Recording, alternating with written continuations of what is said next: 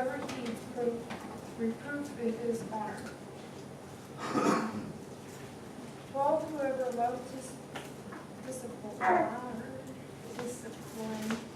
loves knowledge, but he who hates reproof is stupid. 2 Timothy 3:16.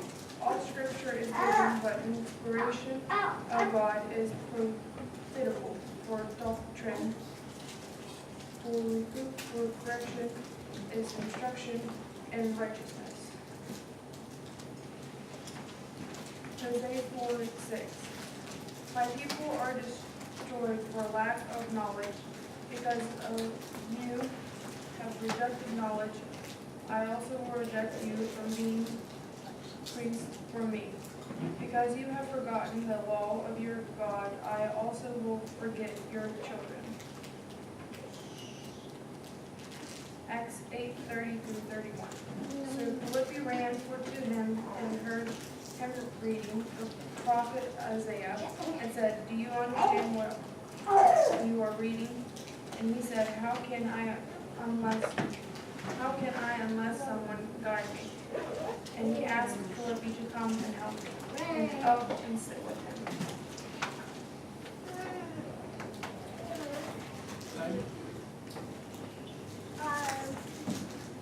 This is the word of God for the people of God.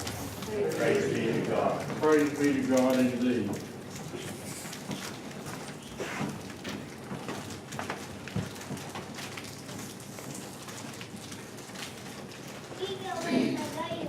I decided to define teachability. I've never heard of it before.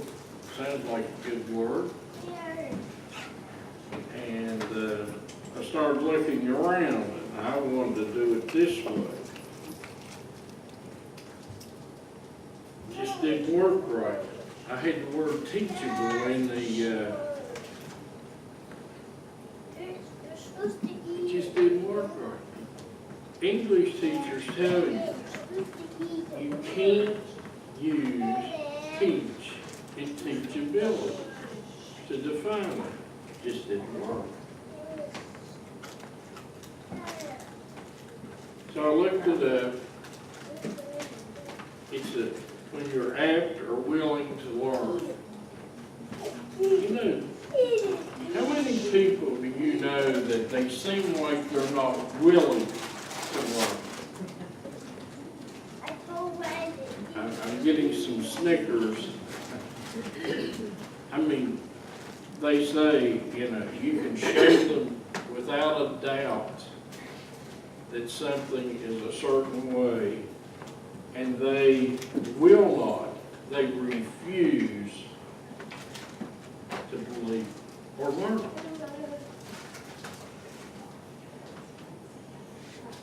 In Numbers 22, verse 19, Now therefore I pray you, tarry you also here this night, that I may know that what more the Lord will say unto me. Sometimes we have to hang around and wait on what the Lord is going to say to us. I like to help you. I am one of the greatest helpers. And the Lord speaking to me, and then He has to smack me around. And I figure out I should have listened to my sermon, be still and know that I am the Lord. I need that teachable moment. In Psalms 89, verse 15, it says, Blessed are the people who learn, hey, listen there, to acclaim you, to worship you. They walk in the light of your presence, Yahweh. You know, sometimes we can hear it, we can see it, but we can't, just doesn't make sense to us. Have you ever been there? Have you ever seen something, heard something, and It just never made sense. That is the hardest thing to overcome in my life. When I work on something, it must have a logical sequence. Anyone else that way? 2 + 2 = 4. And when they get into modern math and friendly numbers and all that kind of stuff, I want to tell you something. I have a lot of unfriendly numbers, I know, but I don't know friendly numbers.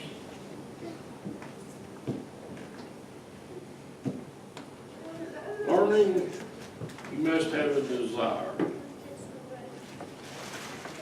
If you are working in a coal mine, you should have the desire for safety.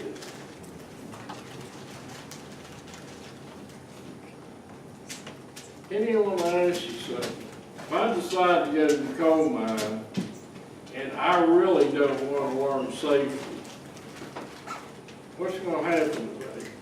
You won't be there very long. I won't be there very long.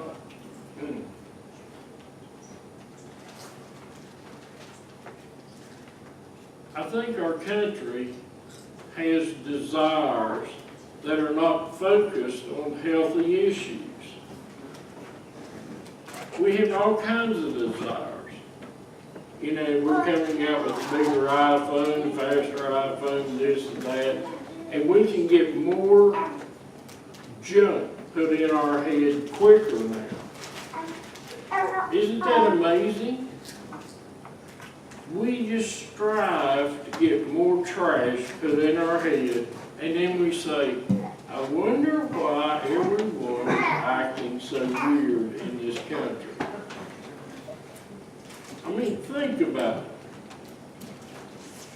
We know more with that phone in our hand than most people ever heard of in their whole life. There's stuff that phone can do that I have no idea where it comes from or how it gets there.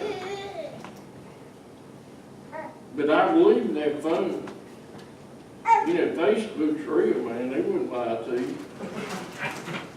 You don't believe me? I'll tell you. They wouldn't lie to you there. You know, have you ever heard the old saying, you can lead a horse to water, but you can't make him drink? You can feed him salt while you're walking. What happens when a horse eats a little bit of salt? It's ready to drink. Many of us are being led, but we do not have a thirst for the knowledge of God. This country, I am so ashamed to say, we have abandoned God. We have people wanting to kill someone because they made a certain decision. That's freedom? How many of you have ever made a bad decision? No, when you married me.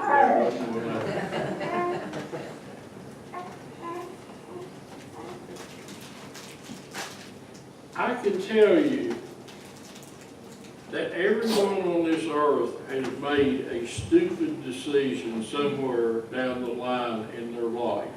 Everyone. If they haven't, they haven't done anything. They made a decision to be dormant.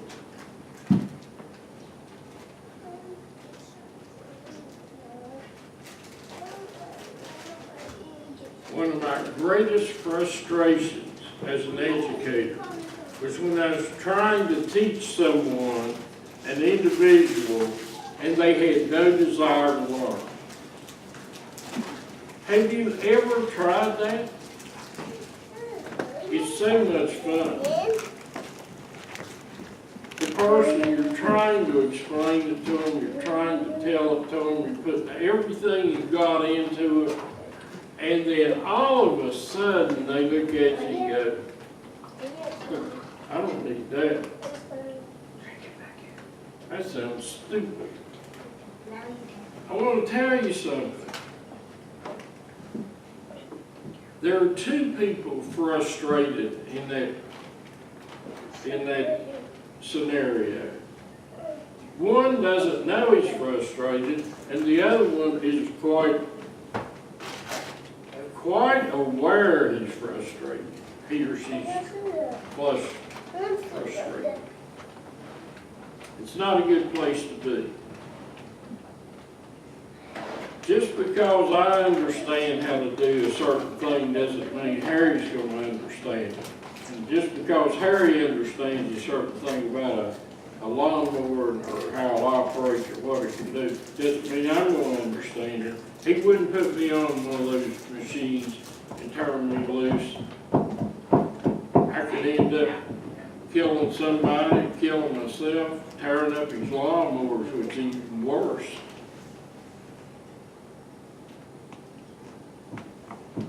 The first desire that is paramount in teachability is the desire to become better. We have people going around now that actually are worshiping death. They have no desire for life. They have no desire to become a new creation, a new creature. They can't see beyond where they are. Have you ever been in a situation like that when you're working with someone and they can't see other than what's going on? They can't see what's going to happen. You know, you have to desire to become better or you will not become better. How many of you ever had a child that you had to go up to them and say, now, honey, I want you to pay attention now. This is the way you can be bad. Now, I want you to watch so you can do this.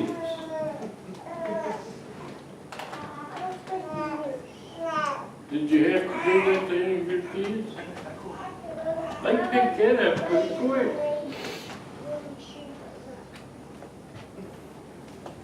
I wish I could pick up being good that quick. What does Psalm say?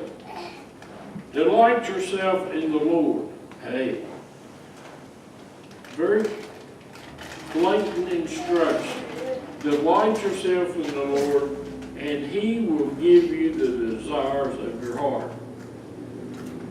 I've heard this quoted. I've heard people preach on it and said, now if you give your desires to the Lord, you'll get you a new Mercedes-Benz. No. That's not what it means. It means if you have your eyes upon the Lord, your heart will follow right where your eyes are, what the Lord wants you to do. You know, sometimes I'm afraid as ministers, some want to wear Rolex, some wants a big house. Man, I want to see souls come to the Lord. Now, one of the things I've learned, I don't realize who's being touched and how they're being touched when I am even around them, much less ministry.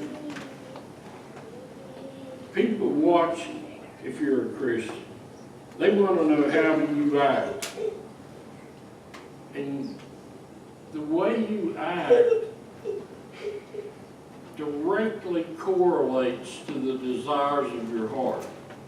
If you're a greedy person, will you share? Huh? No. If you're a hateful person, will you be nice? If you're argumentative, will you ever sit down and talk something out and reason it? No, it's not going to happen.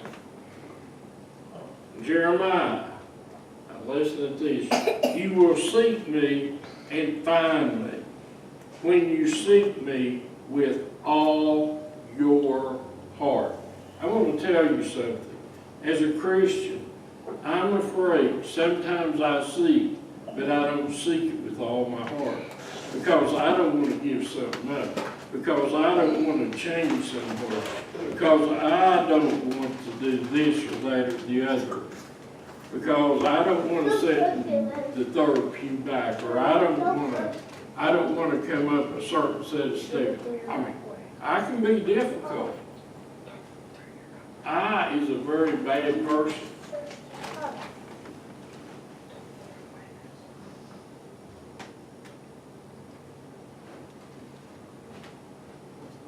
Can you identify teachability people very quickly? Yep. They want their life to be better than it is today. They strive for pleasing God's will. You know, there's people out here worshiping Satan, and they want to be the meanest, orneriest cusses that ever lived. They want to kill people. When we serve God, as crazy as it sounds, we have to love those people to the Lord. Or we have to say, get thee behind me, Satan. You're not going to bother. You have a choice. True Christians want their lives to be better than it is today. The belief becomes the fuel behind the teachability. Your belief really determines your altitude and your attitude. I want you to listen to that. Your belief, what you believe, determines your attitude and your altitude. If you're a cranky old somebody, you think you're going to move up anywhere in this world, it's not going to happen. If Miss Linda would come in and I'd say, well, the hopes are off, but I am going to be senior pastor at Fork Ridge Christian Church. They'd go over like a snowball in a oven, wouldn't it? If I would just change overnight, just get snobby and all that kind of stuff, do you think you would want to come back here? If I got that way, I wouldn't even want to come back here. Because I wouldn't fit in here. People are kind and loving and caring. So we don't have snobs here. I want you to, this is a proven research. Most individuals have no idea what they want to do in their life, even if they could do anything. They don't have any idea what they want to do.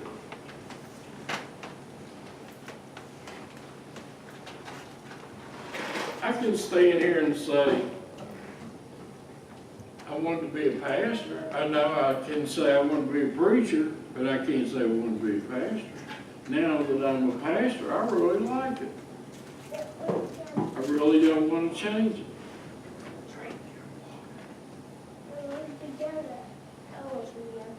How many people are just standing in the world saying, well, I think I'm going to be an astronaut. I got a 5th grade education and I'm going to fly one of those rockets. I've heard. What's happening in churches when people don't know what God's word, and they are usurped into emotional commotion. Have you ever seen that? Have you ever seen emotional commotion in a church? They lose touch of what they're there for, and they might jump, scream, carry on, and do all this, and then you say, do you love your neighbor? No, I don't like that dirty booger. Problem. I had to have a talk about this with Big Daddy, because I had a problem. And finally I went to my mayor and I said, now Mayor, if you're gonna cut this guy's grass, I'll help. He looked at me like, you're kidding me. I said, no. When I get back, if you're here, I'll take my mower, but you're gonna have to be here. So there's no problem. I didn't think I'd ever say that. But I remembered one thing. If I wanted to get elevated, I had to humble my attitude.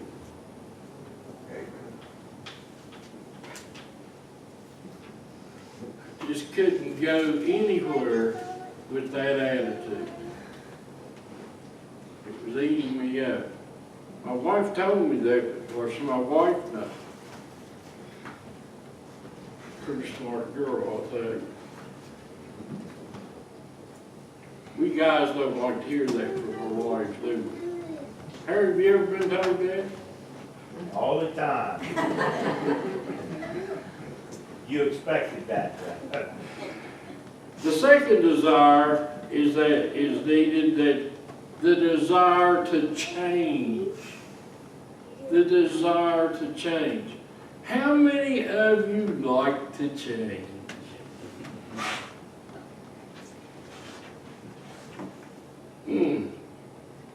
I would imagine if the truth was known,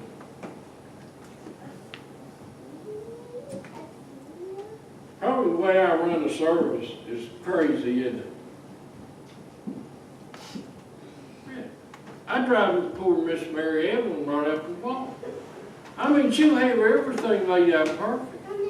And here I come in and we decide to do something totally different. The only thing last Sunday we did the same was the first song, wasn't it?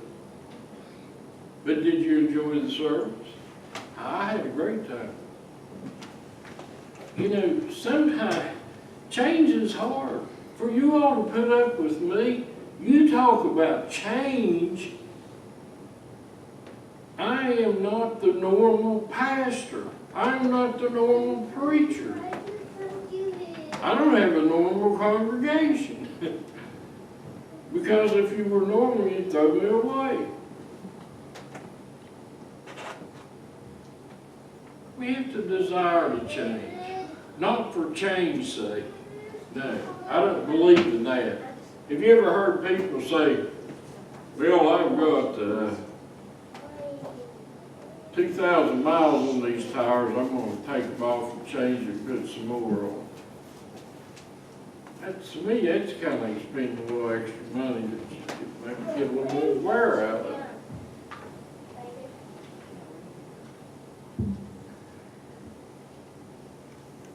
Some people change to change, not for the betterment of other people and God's word, God's will. I don't think anything needs to be changed unless we're improving our relationship with our Lord and Master. I don't think so. Romans 12:1 and 2, it says, I appeal to you therefore, brothers, by the mercies of God, to present your bodies, oh, here we go, a living sacrifice, holy and acceptable to God, which is your spiritual worship. Do not be conformed to this world, but be transformed by the renewing of your mind, that by testing you may discern what the will of God, what is good and acceptable and perfect. I want to tell you something. You can sit there and read that verse every day and have a new sermon. I think the one that really gets me is be not conformed to this world. That's tough. That's really tough. The world is like a septic system. It starts swirling, and you're in the middle of it, and the next thing you know, you're down the tubes. That's what happens to young Christians. The world just whips them around, and then just down the tubes. And they get so disgusted and disheartened. They don't know what to do. They have no one to talk to. They feel like if you talk to the pastor, well, he's so spiritual, he wouldn't understand. Hey, I've been there. I know what it's like. I know what it's like to walk into church and they say, well, since you're dressed like that, you go over in this other room and watch it by television. You can't go in the sanctuary. I know what it's like to go in and sit down, and they all get up and move away from us. My wife was so kind. She told them they needed to develop a little hospitality in their joint. Sermon was pretty good, but the hospitality sucked. You know, she's very kind. People need to feel like they're wanted.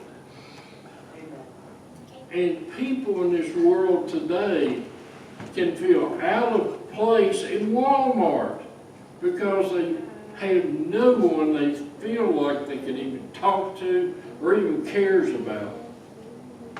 There's people out there that they don't have a church home and they wonder why they're miserable.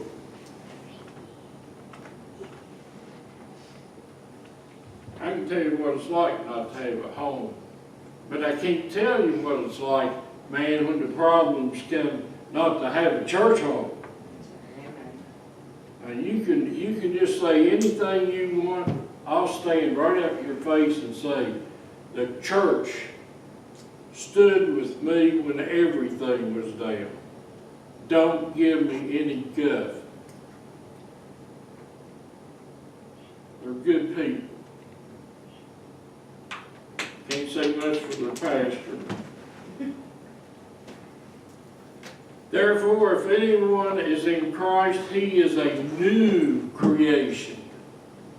Old things are passed away, behold, the new has come. When you're saved, new things should enter your life.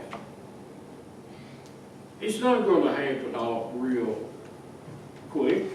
It's not going to happen easily. It's going to happen slow. It's going to happen painfully. And you can't, no offense now, I like Joel, but you can't walk around like Joel and have a beautiful day every day in the neighborhood, you know. But there are times life is tough.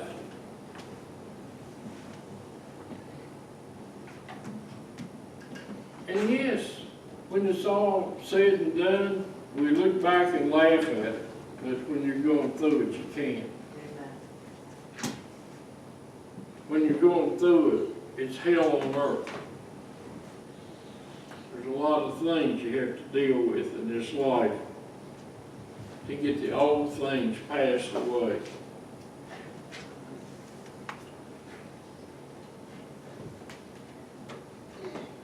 Do not be fooled. Comfortable and familiar will not lead you to your dreams. Now listen to me. Comfort and familiar will not lead you to your dreams. How many of you ever dream that Fork Ridge Christian Church would go around the world on YouTube. Come on. Did you ever think that, Linda? I didn't either. You know what it took? It took somebody stupid enough to think he could do it at 70 years old and say, well, we'll try. And here we are. It's being watched by soldiers in Japan, I know. It's being watched at Washington State, I know. It's being watched in Florida, I know that for sure. Fork Ridge, who would have, the old guy said, who would ever think that?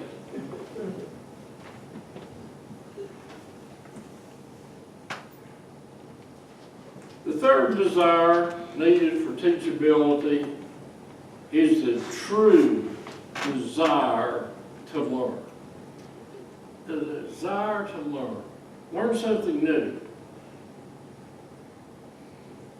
This next one is me. Some individuals are naturally endowed with a hunger to acquire more knowledge, understanding, and skills, while others struggle learning to understand something. Just because it's easy for you, it might not be easy for me, and vice versa. We need to look at where people are and love them where they are and lead them as far as we can. Now, after you've led so far and they decide they're not going, you must consider that a lost ball on high wheels. That's for someone else to take care of. Took me a long time to get to this point. I'm not meant for everybody. I am not meant for everybody. That doesn't mean I don't like them. It means that I just something about me. I can't help it. They can't help it. And that's not wrong. That's life.